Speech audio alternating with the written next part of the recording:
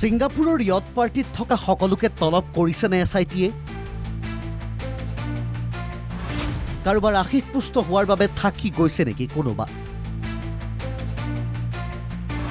North east ফেষ্টিভেলত অংশগ্ৰহণ কৰা একাংশ তদন্ত প্ৰক্ৰিয়াৰ পৰা দূৰৈত নেকি? বহুকেইটা সংযোগত উচ্চাৰিত হৈছে এটা নাম, ডেভিড গগৈ। বহুকেইজন ছিংগাপুৰৰ প্ৰৱাসী অসমীয়া নৰ্থ ইষ্ট ইণ্ডিয়া ফেষ্টিভেলৰ বাবে অসমৰ পৰা যোৱা বহুকেইজন লোক জুবিন গাৰ্গৰ আত্মীয় বন্ধু বাদ্যযন্ত্ৰীকে ধৰি হোৱাটছএপৰ মেছেজ চায়ো এছআইটিয়ে তলব কৰিছে বহু লোকক। কাৰোবাৰ ভাষ্য লোৱা হৈছে, কাৰোবাক কৰা হৈছে জেৰা। এমাহ ধৰি এছআইটিয়ে এনেকৈ চলাই গৈছে তদন্ত। কিন্তু শেহতীয়াকৈ বহুকেইটা সংযোগত চৰ্চালৈ আহিছে ডেভিড গগৈৰ নাম। চামকানু মহন্তই নৰ্থ ইষ্ট ফেষ্টিভেল সন্দৰ্ভত পূৰ্বতে দিয়া সংবাদমেলতো উচ্চাৰিত হৈছে ডেভিডৰ নাম। আমাৰ লগত আমি কিছুমান উদ্যমী লৈ গৈছোঁ। আমাৰ ডেভিড গগৈ তেখেতে জিৰান ব্ৰিক্স ষ্টাৰ্টআপ এণ্টাৰপ্ৰাইজ তেওঁ যাব। য়ট পাৰ্টিৰ সময়তো উচ্চাৰণ হৈছিল নেকি ডেভিডৰ নাম?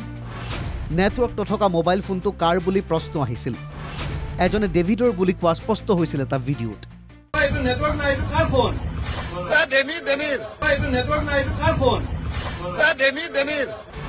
পিছে য়টত থকা সেইগৰাকী ডেভিড কোন আছিল?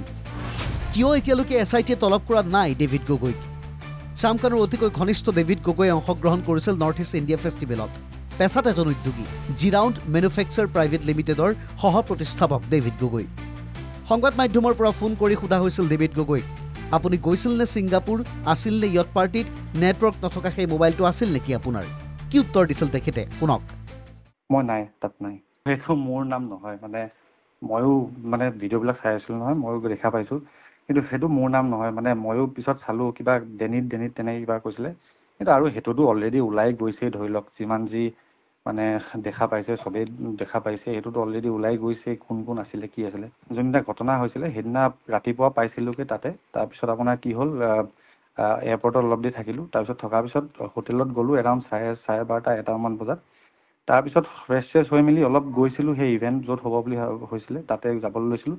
তাৰপিছত অলপ পিছতে অসমৰ পৰা দুজনমানে ফোন কৰিলে, ফোন কৰি পেলাই ক'লে যে এনেকুৱা ঘটনা হৈছে, হেৰি হ'ল বোলে, এই হ'ল। মই বোলো গমেই নাপাওঁ, একো নহয়, গম পোৱা নাই কি হৈছে। তাৰপিছত অলপ দেৰি পিছত নিউজ চাবিচোন বোলে, তাৰ নিউজ চালোঁ। তাৰপিছত দেখা পাইছোঁ যে তেওঁ নাই, ঢুকালে।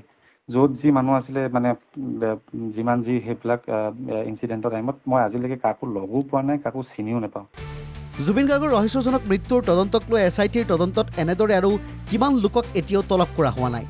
ডেভিড গগৈ কোৱাৰ দৰেই তেওঁ বাৰু য়টত নাছিল, কিন্তু আৰু কাৰোবাৰ নাম থাকি গৈছে নেকি তালিকাত? বাৰে বাৰে জুমুৰি ধৰিছেহি একেটা প্ৰশ্নই। সঠিক দিশতে আগবাঢ়িছেনে তদন্ত? Bureau' report, NKTV+।